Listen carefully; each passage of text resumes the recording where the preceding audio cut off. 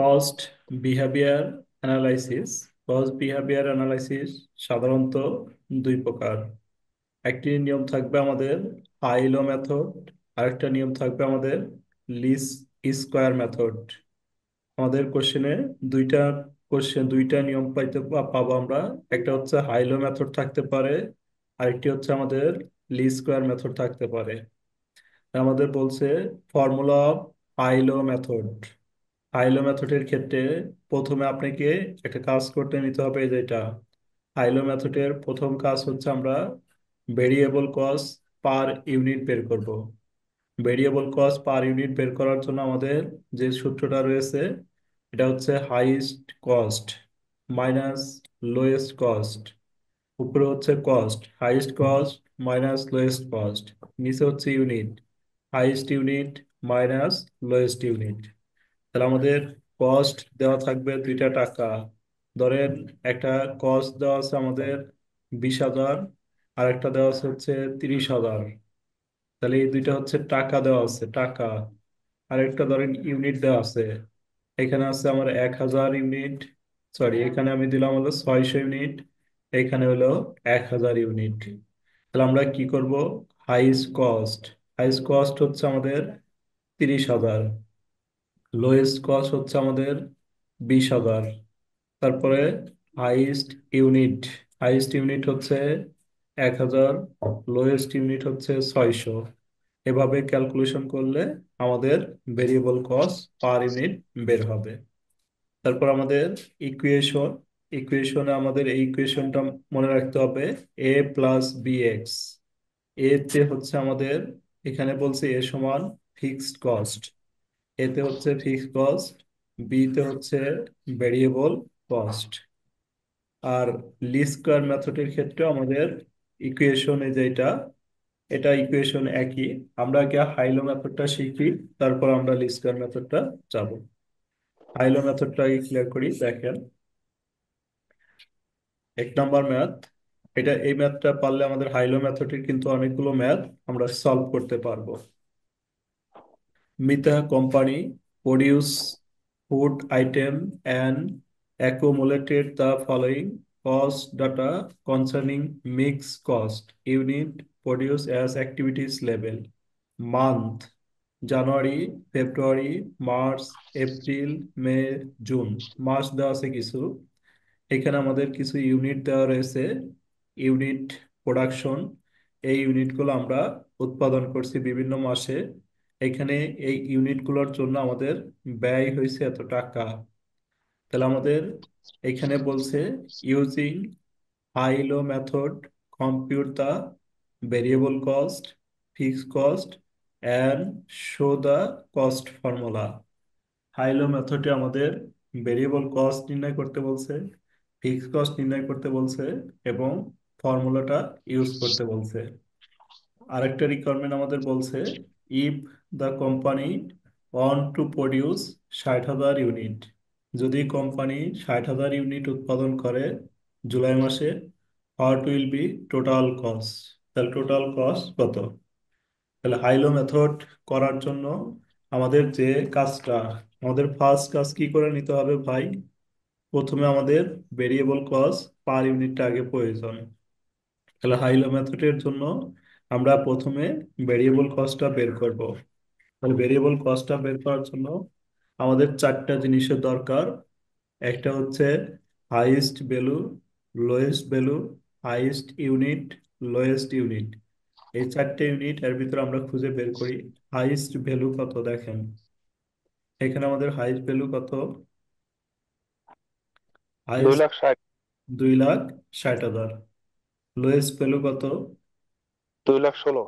2,16,000। তাহলে আমরা ভ্যালু পেয়ে গেলাম, হাইয়েস্ট ভ্যালু, লোয়েস্ট ভ্যালু। এইখানেই সাধারণত ইউনিটটা থাকার কথা। দেখেন ইউনিট, হাইয়েস্ট ইউনিট, তাহলে আমাদের কত? 36,000 36,000।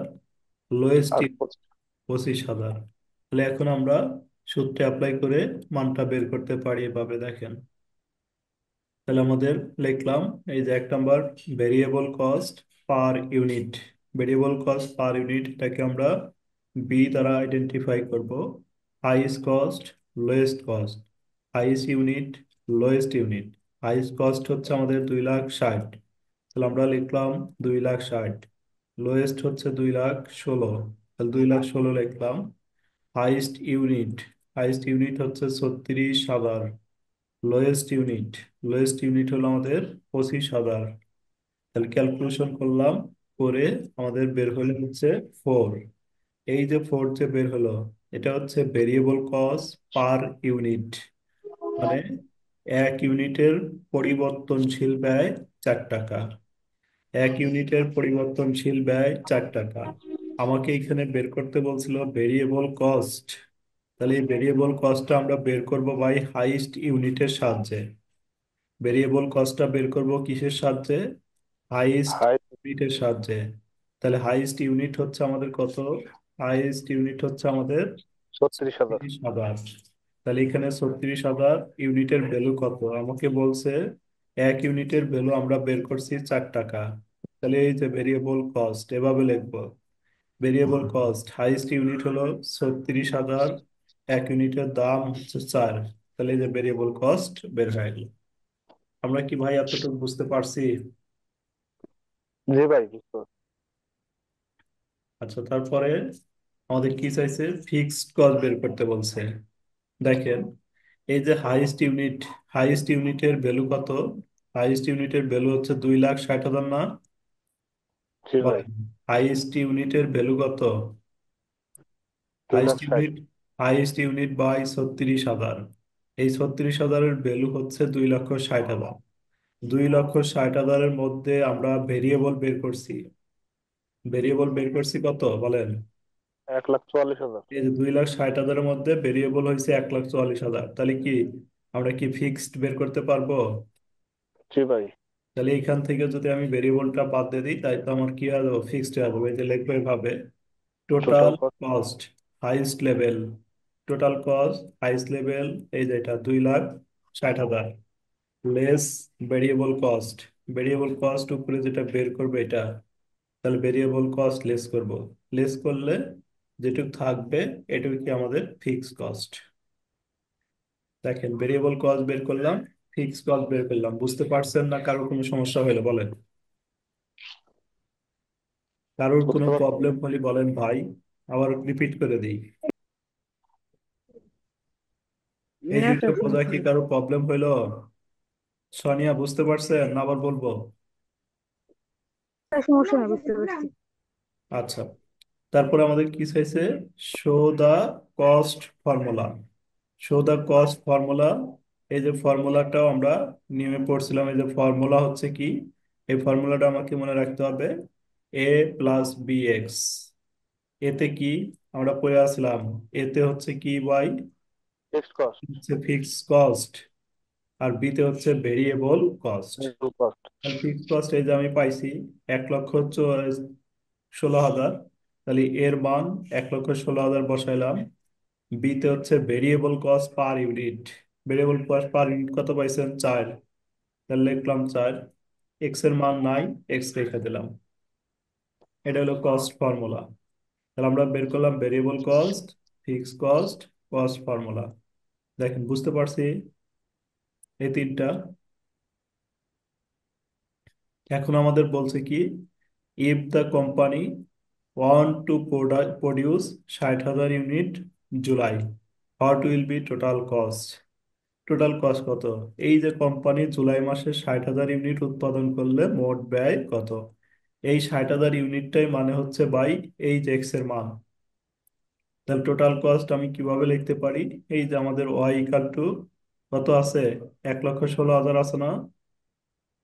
1,16,000 প্লাস 4x আছে না ভাই বলেন? 4। আর এই এক্স এর মান যা বসবে হচ্ছে এই 60,000,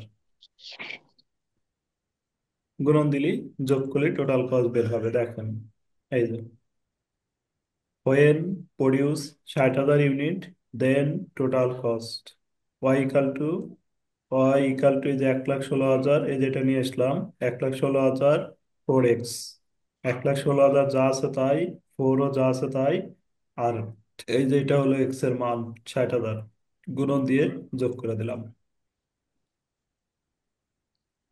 দেখেন, বুঝতে পারলাম কিনা আমরা?